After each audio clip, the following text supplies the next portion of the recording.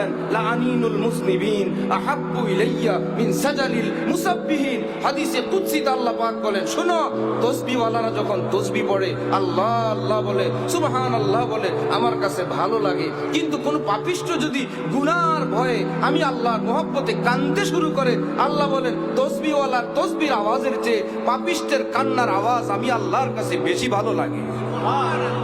এই জন্য আল্লাহ পাক কোরআন শরীফে বলেন, ইন্নাল্লাহা ইউহিব্বুত তাওয়াবিন ওয়া ইউহিব্বুল মুতাতাহহিরিন।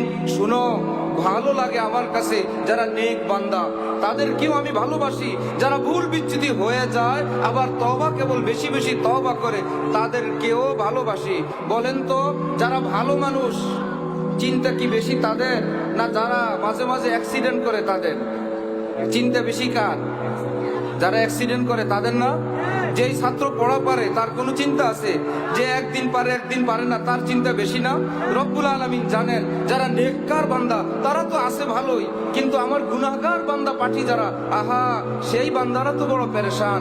আল্লাহ বলেন, যদি তুমি বেশি বেশি তওবা করো, আমি আল্লাহ ঘোষণা দিচ্ছি, নেককারদের কথাটা একটু পরে বলছি, তোমার কথাটা আগে বলে দে, ইন্নাল্লাহা ইউহিব্বুত তাওয়াবিন। যাদের জীবনে অনেক বেশি তওবা পাওয়া যায়, আমি আল্লাহ তাদেরকে অনেক ভালোবাসার ঘোষণা দিলাম। সুবহান।